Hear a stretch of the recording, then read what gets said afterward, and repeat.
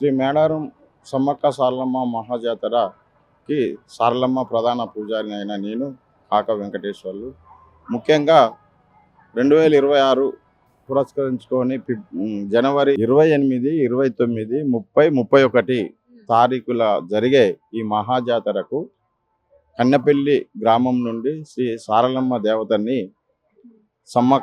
మేడారం సమ్మక్క గద్దెలపైకి తీసుకురావటం జరుగుతుంది. ఆ క్రమంలో పోలీస్ శాఖ వారు, ఉన్నత అధికారులు, మినిస్టర్స్ కానీ, కలెక్టర్స్ కానీ అందరూ సమన్వయంతో అక్కడికి అమ్మవారి కన్నెపల్లి గుడివారికి రావటం జరుగుతుంది. అక్కడి నుంచి రోప్ పార్టీ ద్వారా అమ్మవారిని డోలు వాయిద్యాల సప్పులతోటి, తూతు కొమ్మలతోటి అమ్మవారిని తీసుకొని మేడారంలో ఉన్నటువంటి సమ్మక్క గుడికి తీసుకుపోవటం జరుగుతుంది. అదే క్రమంలో కొండాయి గ్రామం నుండి గోవిందరాజు రావటం జరుగుతుంది.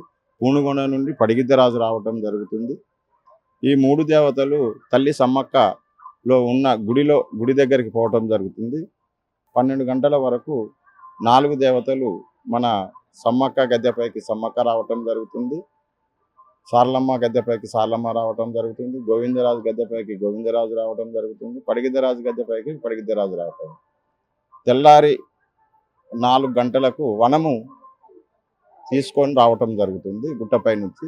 తదుపరి వడ్డారాలు అంటే కుండలు, పసిడి కుండలు తీసుకురావటం జరుగుతుంది. మళ్ళీ 29 సాయంత్రము చిలకలగుట్ట నుండి సమ్మక్క తల్లిని తీసుకొని రావటం జరుగుతుంది. తీసుకొని వచ్చి అమ్మవారి గద్దెపై ప్రదర్శించడం జరుగుతుంది. తదనంతరం మొక్కుబడులు జరగటం జరుగుతుంది. శనివారం వనప్రవేశం చేయడం జరుగుతుంది.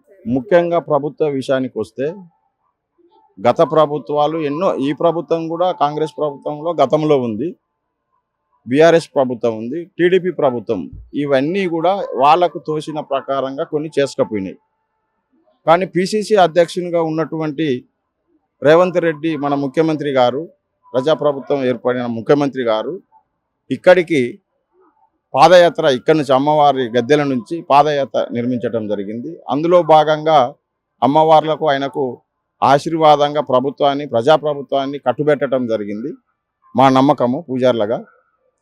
తదనంతరం నేను అమ్మవార్లకు ఏదైనా ఒకటి చేయాలి అనే ఒక దృఢ సంకల్పంతో ముందుకు వచ్చి ఇక్కడ ఉన్నటువంటి ములుగు జిల్లా ప్రాతినిధ్యం వహిస్తున్నటువంటి మా ఆడబిడ్డ మంత్రి సీతక్క గారు, ఎందుకంటే ఆదివాసీల ఏల్పుల యొక్క దేవతలు సమ్మవ, సారవ, గోవిందరాజు, పడిగిద్దరాజులు కాబట్టి మా కుటుంబాలలో పుట్టినటువంటి ఆమెకు ప్రభుత్వం ఏర్పడిన తర్వాత మంత్రిలో చోటు దొరకడం జరిగింది. ఆ క్రమంలో పక్కకు ఉన్నటువంటి పడిగిద్దరాజు, గోవిందరాజు గద్దెలని స్ట్రేట్గా భక్తులకు అనుసంధానంగా మంచిగా దర్శనం ఇచ్చే విధంగా నిర్మించటం జరిగింది. కాబట్టి ఇవన్నీ ముఖ్యమంత్రి దగ్గర చర్చించి తర్వాత మేము పూజారులం అందరినీ ఏకం చేసి ఈ విధంగా నిర్మించడం బాగుంటుంది అని చెప్పి మా యొక్క సలహాలు, సూచనలు తీసుకొని ముఖ్యమంత్రి గారు ఈ పెద్ద మా యొక్క చరిత్ర అంటే అతిత్వం, మా యొక్క కట్టుబొట్లు, మా యొక్క గుడ్డలపై ఉన్నటువంటి బొమ్మలు, మా చెట్టు పుట్ట, ఇవన్నీ జంతువులు, ఇవన్నిటినీ ఈ యొక్క రాతి బండలపై వేసి ఇవాళ వచ్చే భక్తులకి, కోట్లాది భక్తులకు దర్శనం ఇచ్చేలాగా అన్ని పకడ్బందీగా నిర్మించటం జరిగింది. ఒక్కొక్క స్తంభం ఆటిపై కూడా ఉన్నటువంటి ఆ యొక్క చెక్కబడినటువంటి ఒక ఆదివాసుల యొక్క అస్తిత్వాలు ఇవాళ 4 మూలల నుంచి వచ్చే భక్తులకు అబ్బురపరిచేలా కనపడుతున్నాయి.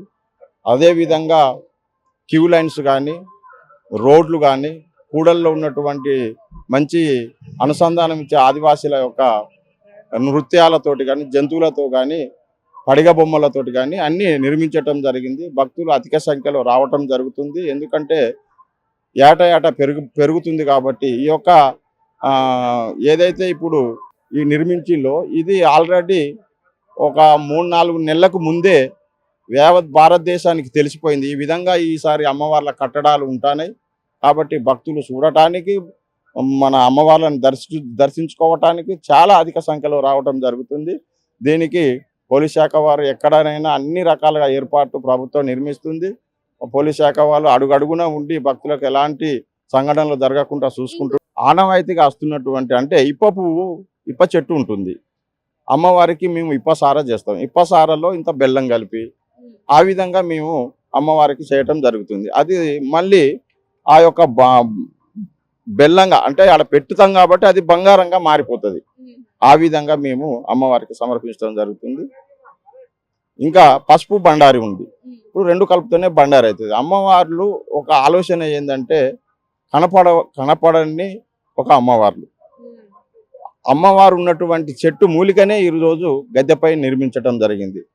దాని యొక్క ప్రాబ్లం ఏంటంటే ఇప్పుడు అమ్మవారు దాని కింద ప్రత్యక్షమైంది కాబట్టి ఆ చుట్టుపక్కల ఉన్నటువంటి పీడలు పిశాచాలు ఏయన్నా దెయ్యాలు భూతాలు ఆ దగ్గర పట్లకు రావు అనేది అమ్మవారి యొక్క ఆలోచన మేరకే ఈరోజు ఆ స్తంభాలు వేయటం జరిగింది.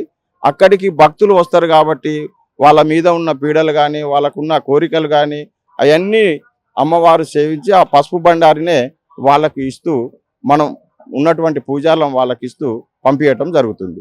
దాన్ని ఆ ఇంటిలో పెట్టుకొని వాళ్ళ గుడిలో పెట్టుకొని పూజించుకొని వాళ్ళకు జ్వరాలు ఏమైనా వచ్చినప్పుడు బాధలు ఉన్నప్పుడు అమ్మని తలుచుకొని బొట్టు పెట్టుకుంటే వాళ్ళకున్న ఏదైతే ఉన్నాయో అవి తొలగిపోవడానికి ఆస్కారం ఉంటుంది.